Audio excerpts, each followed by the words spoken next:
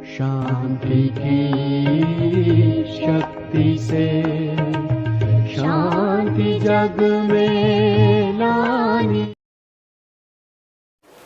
ओम शांति, शांति की शक्ति इस चैनल में आप सभी का स्वागत है। नमस्कार से चमत्कार की ओर इस सीरियल के अंदर आज हम 5वां एपिसोड देखने जा रहे हैं कि जैसे हमने पिछले एपिसोड में देखा कि कैसे असंभव कार्य भी परमात्मा अपनी शक्ति के द्वारा संभव कर देता है, तब हमको ये लगता है कि सचमुच में जो परमात्मा है ये हमारे जीवन के अंदर चमत्कार करता है। वास्तव में चमत्कार का मतलब ये नहीं कि कोई जादू टोना है। चमत्कार का मतलब ये है कि असंभव कार्य जब सहज हो जाता है तो हमारे लिए तो वो चमत्कार ही हो जाता है, क्योंकि ये जो जीवन है ये इसके अंदर समस्याओं का सागर है। आप देखिए कि जिस प्रकार एक समुद्र है, समुद्र में जहाज चल रहा है और अनेक लहरें आ रही हैं, लेकिन वो लहरें जब तक जहाज के अंदर पानी नहीं जाता है तब तक उस जहाज का कुछ बिगाड़ नहीं सकती हैं। ऐसे ही हमारे जीवन में समस्याओं रूपी लहरें आती हैं, लेकिन अगर हमारी मानसिक शक्ति को वो प्रभावित नहीं कर पाती हैं तो वो हमारे लिए एक समस्या खेल बन जाती है। परंतु जीवन के अंदर कई घटनाएं ऐसी होती हैं कि जो अचानक मनुष्य को हलचल में ला देती हैं, लेकिन जब परमात्मा का साथ और हाथ है, उसके ऊपर जब हमारा विश्वास है तो राजयोग से हमारे जीवन के अंदर परखने की शक्ति आती है, हमारे अंदर डिसीजन पावर आती है और सही निर्णय हमको उस समस्या से समाधान की ओर लेके जाता है। तब हमारे दिल से परमात्मा के प्रति धन्यवाद के भाव निकलते हैं कि कैसे परमात्मा असंभव कार्य के अंदर भी हमारी मदद करने के लिए हरदम तत्पर रहता है। संसार के बारे में यहाँ कहा गया है कि हर कदम पर यहाँ कातिल है, कहाँ जाए कोई। कातिल अर्थात आपकी खुशी को ख़त्म करने के लिए यहाँ के व्यक्ति, प्रकृति और परिस्थिति हमेशा हमारे आसपास घूमती रहती हैं। जिंदा रहना बड़ा मुश्किल है, कहाँ जाए कोई।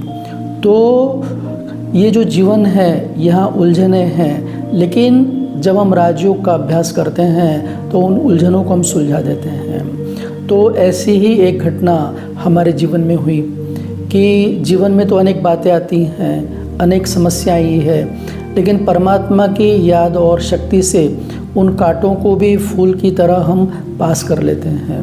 कहते हैं ना कि जहाँ परमात्मा का साथ है वह पर्वत भी राई और रुई बन जाती हैं। तो 26/11/2022 की बात है कि मैं सेवा केंद्र पर बैठा था। सेवा केंद्र के जो कारोबार है वो चलते रहते हैं। अचानक मुझे एक फ़ोन आया और उस फ़ोन में कहा गया कि भाई आपका जो दूसरा सेंटर है वहाँ का बिजली बिल आपने 1300 रुपये ऑनलाइन भरा है, आपका कंज्यूमर नंबर ये है। और आज ये आप देखो कि लोगों को इस तरह से प्रभावित किया जाता है कि हमारे जीवन के अंदर कोई भी सिक्रेसी नाम की चीज़ ही नहीं रही है। जब हम हमारे हाथ में मोबाइल है, हम किसी से बातचीत करते हैं ये भी रिकॉर्ड हो जाती है। हमारा जो पूरा डाटा है ये पूरा डाटा वायरल है। ये हम गफलत में है कि हमारी जानकारी किसी को नहीं है, जबकि सभी के बारे में सब जानकारी सबके पास में है। और अगर आपको कोई कहता है कि भाई आपका फलाना व्यक्ति यहाँ पर है, तो आज आप देखो कि सरकार भी कितनी कोशिश कर रही है। जब भी हम किसी को फ़ोन करेंगे तो हमको वो रिंगटोन में ये आता है कि भाई आपके पास में ऐसे ऐसे फ़ोन आएंगे, ऐसे ऐसे कॉल आएंगे। ये साइबर क्राइम है। तो साइबर क्राइम ये एक नई विधि निकल गई है लोगों को लूटने की, और ऐसी विधि है कि जो लूटने वाला है उसकी न तो कोई आइडेंटिटी है, ना उसको कोई पकड़ सकता है, और इस कारण ये दिनों दिन बढ़ते जा रही है। लोगों में इतनी जागरूकता लाने के पश्चात भी ये साइबर क्राइम बढ़ते जा रहा है। आपको जो विधि उनकी पता है, हर पल वो नई नई विधि निकालते हैं। तो जो पढ़ाई है, जो साइंस है, इसका अति दुरुपयोग साइबर क्राइम के द्वारा किया जाता है। तो हमारे हाथ में जो मोबाइल है, ये मोबाइल बातचीत करने के लिए है, लेकिन यही मोबाइल आज टाइम बॉम्ब का रूप ले चुका है कि कब किसके जीवन में कौन सी घटना घटित हो जाएंगी। तो अनेक लोग आत्महत्या कर लेते हैं, डिप्रेशन में चले जाते हैं, करोड़ों का धन लूटा जाता है और वापस आने की संभावना एकदम कम होती है। लेकिन हम प्रभावित हो जाते हैं। जब मुझे उसका फ़ोन आया, उसने मेरा नाम लिया और फिर मेरे को बताया कि आपका कंज्यूमर नंबर ये है, आपने ऑनलाइन 1300 रुपये बिल भरा है। मैंने बोला हाँ भरा है। तो कहता है कि आपका जो बिल है वो प्रोसेस नहीं हुआ है, तो आपको हम जो कहते हैं वैसे आपको करना पड़ेगा। तो मैंने उसको कहा कि मैं MSCB ऑफिस में आता हूँ, वहाँ करो। नहीं, आपने ऑनलाइन भरा है, आप आने की तकलीफ़ क्यों करते हैं? मैं आपको बताता हूँ, ऐसे ऐसे आप करो और MSCB में आप इलेक्ट्रिक बिल 100 रुपया भर दो ऑनलाइन। आप 100 रुपये ऑनलाइन बिल भर देंगे, अगले महीने में वो बिल आपका 100 रुपये माइनस हो जाएगा और आपको रेगुलराइज हो जाएगा। तो वो इतना रिस्पेक्ट से बात करते हैं, इतना प्रेम से बात करते हैं और अपनी पूरी जानकारी बताते हैं।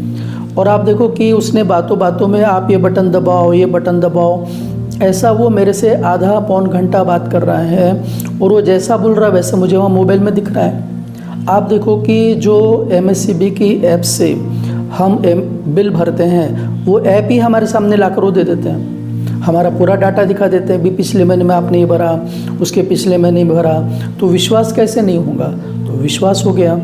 और ऐसे बातें करते करते उसने क्या कहा कि भाई आप ऐसा करो वैसा करो। तो आप देखो कि जो राजयोगी रहता है उसके अंदर परखने की शक्ति आती है। तो हमारे जयमाला दीदी जी, उन्होंने देखा कि राजू भाई इतने देर से किससे बात कर रहे हैं, तो उनके ध्यान में आ गया भाई ये जो व्यक्ति है कोई तो भी धोखेबाजी कर रहा है। तो उन्होंने मुझे कहा कि भाई आप किससे बात कर रहे हैं? तो जब मैं फ़ोन में लगा हुआ था, मैंने कहा दीदी आप रुको।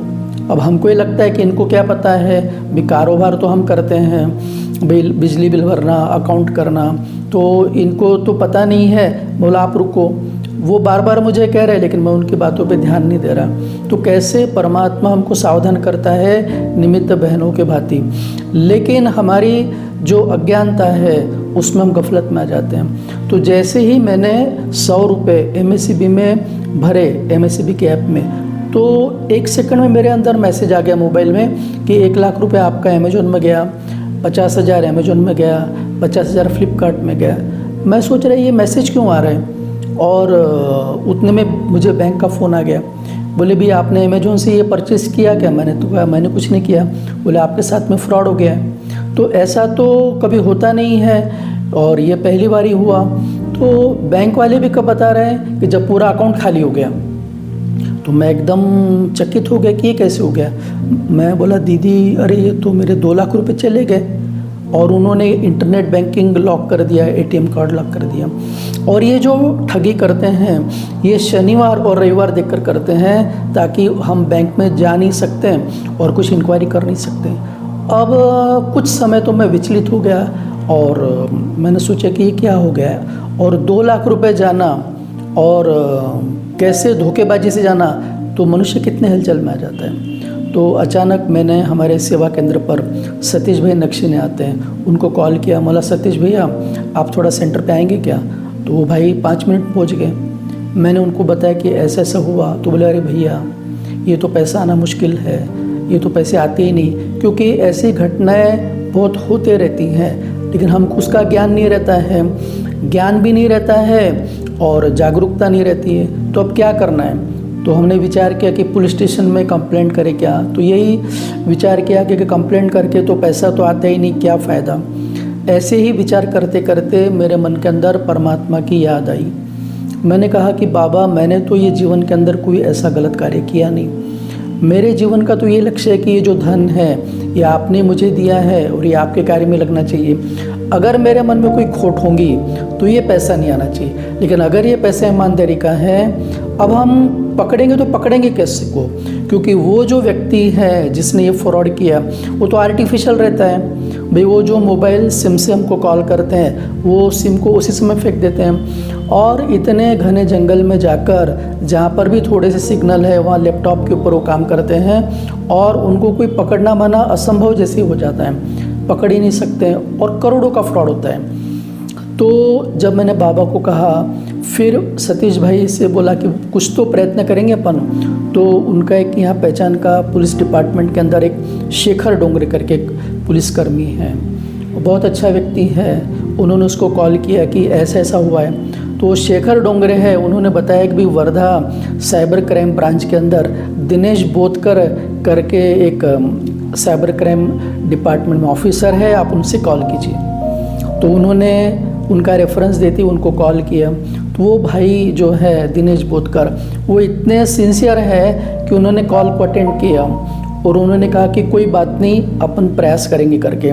और फिर उन्होंने कहा कि भाई आपका जो अमाउंट गया है इसकी आप जानकारी बैंक से निकालो, इनका रेफरेंस नंबर हमको दो। तो अब बैंक तो बंद था तो क्या करेंगे, तो हम एटीएम में गए, एटीएम में जाकर वहाँ से ट्रांजैक्शन स्लिप निकाले, रेफरेंस नंबर दिया।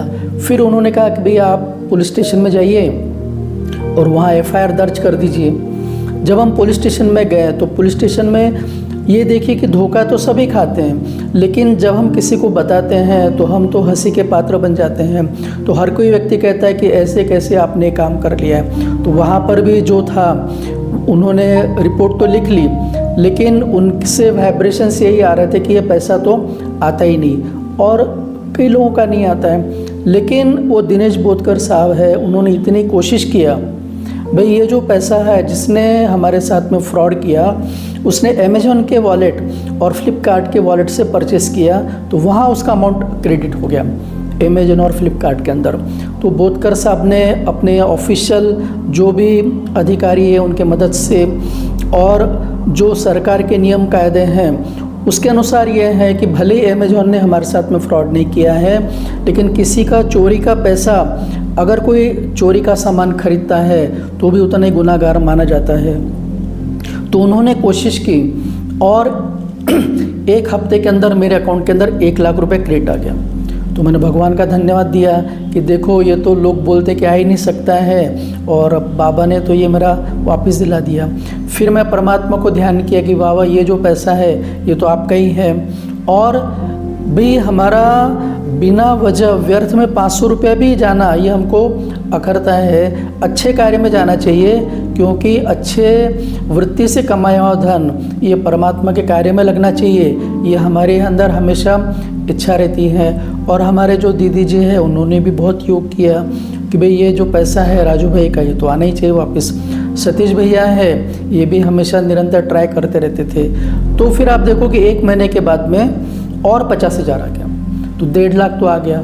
2 महीने हो गए, बाकी के 50,000 आ नहीं रहे थे, क्योंकि जो फ्लिपकार्ट है उन्होंने वहाँ लॉक लगा दिया भी 10,000 के ऊपर किसी का भी रिफ़ंड करना नहीं है। क्योंकि जब उन्होंने देखा कि भाई हमारी तो गलती नहीं है, फिर भी पैसा रिफ़ंड देना पड़ रहा है, तो उन्होंने लॉक लगा दिया। तो 2 महीना हो गया, पैसा नहीं आया। मैं बाबा के कमरे में गया सुबह अमृत वेला, बाबा को बोला कि बाबा ये तो 50,000 आता नहीं करके। और मैं आपको बताता हूँ कि जब मैं ब्रांच में गया तो मेरे अकाउंट में 10-10 हज़ार की 5 एंट्री आ गई, और ऐसे करते मेरा पूरा 2 लाख रुपए रिटर्न आया। मैं भगवान के पास में आया, भगवान को आकर बहुत बहुत धन्यवाद किया कि हमारे मुख से निकलने लगा कि कदम कदम पर मदद तुम्हारी यह एहसास दिलाती है, सोचो तुमको कौन मिला है, कौन तुम्हारा साथी है, भरते हुए किसी ने देखा पर झोली भर जाती हैं। भाई हम बहुत जान पहचान बढ़ा रहे हैं, हमारा काम हो रहा है, कोई ज़रूरत ही नहीं है। हमने अगर अपने भगवान के साथ में अपनी जान पहचान रखी तो वो ऊपर वाला जो है वो तो इसीलिए कहते हैं कि मैं कहता डंके की चोट पर ध्यान से सुन मेरे लाला, अपना हरि है 1000 हाथ वाला। तो परमात्मा के तो हज़ारों हाथ हैं। भी आपकी जान पहचान नहीं भी है तो भी अगर आपकी भावना सही है तो किसी न किसी के द्वारा वो आपकी मदद कर देता है। तो फिर हम उनसे मिलने गए भाई दिनेश बोतकर साहब से वर्धा में। तो जब उन्होंने हमको देखा और हमारे जीवन के बारे में उनको जानकारी प्राप्त हुई कि कैसे हम समर्पित रूप से जीवन जीते हैं और अपना तन मन धन परमात्मा के कार्य में लगाते हैं, तो उनको भी बड़ी खुशी हुई कि भाई एक सही जगह, जो सही जगह धन वापस आया। भाई जो धन है भाई जिन्होंने मेहनत से कमाया और जो परमात्मा के कार्य में लगने वाला धन है वो मुझे वापस करने के निमित्त बनने का मौका मिला, तो उनको भी बड़ी खुशी हुई। और आज आप देखो कि हमारा 2 लाख रुपया तो वापस आया, लेकिन हमको 1 रुपया भी खर्चा नहीं आया, कहीं किसी से कोई डिमांड नहीं, और इतनी सहजता से। तो हम तो साइबर क्राइम डिपार्टमेंट जो है वर्धा का, तो उनका भी हम बहुत बहुत धन्यवाद करते हैं। जो हमारे यहाँ के जो थे शेखर डोंगरे, वो दिनेश बोधकर, उनके स्टाफ का भी। और सबसे बड़ा धन्यवाद तो परमात्मा का है। तो परमात्मा के प्रति तो हमारे दिल से ही निकलता है कि किन शब्दों में आपका धन्यवाद करें। दिन रात की ये सेवा याद करें। तो जीवन में तो अनेक बातें आती हैं, लेकिन भगवान जब हमारा साथी हैं तो हमारे जीवन की सब समस्याएं दूर हो जाती हैं। हमारे निश्चय को बल मिलता है। हमको ये पता चलता है कि जो राह हमने चुनी है वो सत्य राह है। ये राह में देर है लेकिन अंधेर नहीं है। परमात्मा का प्रकाश जहाँ हमारे साथ में है तो हमारे जीवन में जो भी अंधकार आता है वो अंधकार भी प्रकाश में परिवर्तन हो जाता है, और हमारा जो भविष्य उज्जवल होता है, और हमारे जीवन के अंदर और खुशी होती कि हम खुश नसीब कितने, प्रभु का मिला सहारा, वो हो गया हमारा, हम उसके हो गए। तो इस प्रकार नमस्कार से कैसे परमात्मा चमत्कार करते हैं ये हमने अनुभव किया। अच्छा, ओम शांति।